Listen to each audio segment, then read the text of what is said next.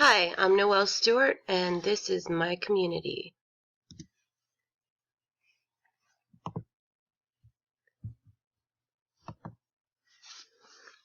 Here's a map of my neighborhood. I live in a suburb of Cincinnati, and the star is where my house is. Our total population as of the U.S. Census from 2010 was 36,319 people, with 17,071 people being male and 19,248 females. As you can see, the majority of residents of Springfield Township are 18 and over.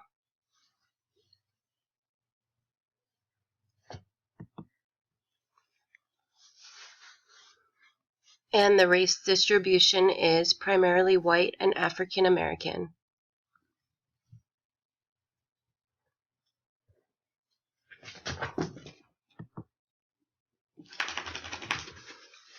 This is a map of the land use of Springfield Township. Approximately 60% of the township is comprised of residential. Approximately 30% of the township land is comprised of public land, including parks, churches, schools, or other government or nonprofit uses. And approximately 10% of the township land is comprised of commercial or industrial land use.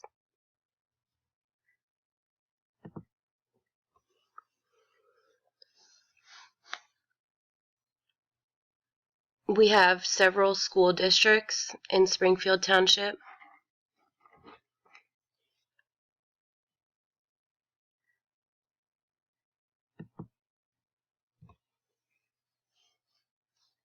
The formal and informal institutions include administration, police, fire and EMS, development services, parks and recreation, public information and communications, senior and community services and arts and enrichment, and public works and fleet maintenance.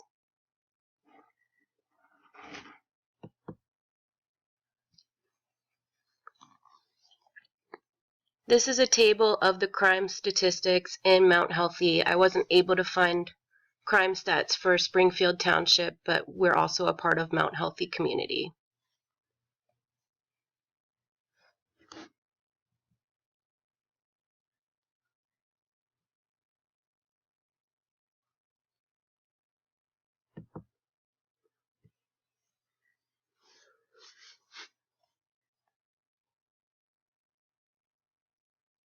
As you can see with the more crime statistics, Mount Healthy is fairly dangerous in comparison to the nearest cities, and close to the same crime stats as the city of Cincinnati.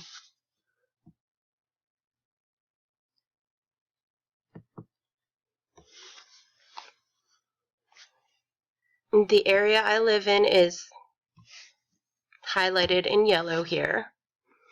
This is the poverty level as of 2013. The percentage of residents with income below the poverty level, the national poverty level, is 0.4%.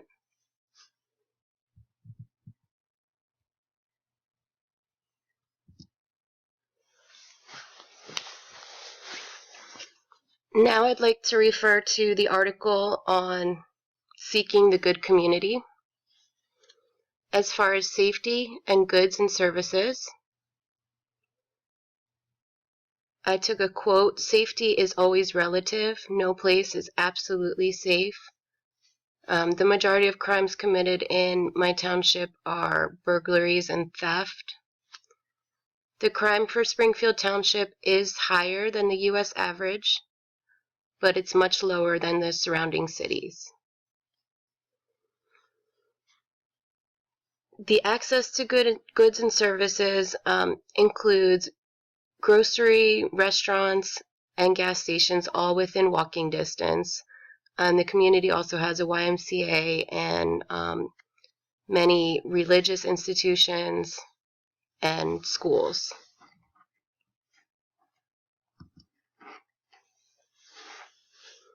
Interrelationships and commonality of values and goals. Regardless of location, urban or rural, the interrelationships in a neighborhood or community provide the resident an opportunity to interact. My township has a block party, street fairs.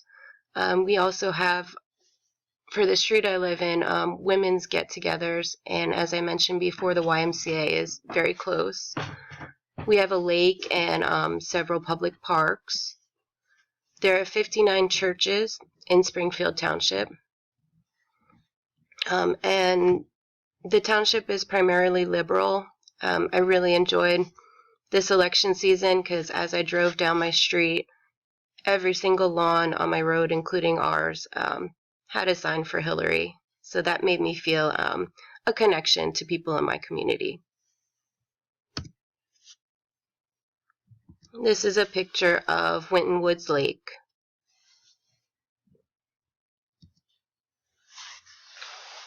Whole person principle and predictability. This is summarized by stating that people should know each other personally and deal with each other as whole persons. I'm familiar with some of my neighbors, and it is predictable. You know, when people leave their houses for work, who has pets. So we're on a first name basis with most of our neighbors, but I wouldn't say that that whole person principle is present because, you know, some people know me as a mother, some people know me as the woman that drives the Buick, so I don't know that we have that connection. In the good community, most day-to-day relationships must be highly predictable, and as I mentioned, they are predictable. A recognized place in the social structure and opportunities. One's place in the social relationships of the community may be high or low by some criteria, but having a recognized place to be known for something is important to everyone. We do have a recognized place in the community, I believe. You know, people do know us. Like I said, they may not know the whole person, but they are familiar with us. As far as opportunities, we have schools, YMCA, religious institutions, arts and enrichment, public parks, and movie theaters. We're 7 miles from Cincinnati and 5 miles from General Electric, so there's a lot of employment opportunities. Both of our commutes are less than 30 minutes to work. Homogeneity.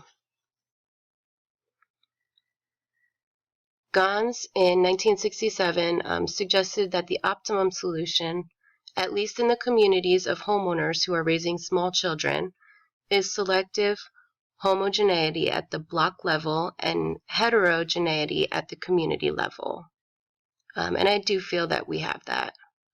The good community is homogeneous enough to prevent conflict between neighbors, but heterogeneous enough to create some diversity. As far as income, the composition of families, we do have a lot of commonalities with our neighbors. Changes that I would like to see are better maintenance of roads, a reduction in crime, increased communication and interaction between neighbors, and better public schools. And here's a picture of my home.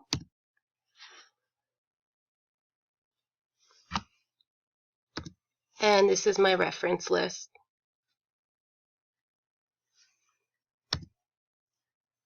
Thank you.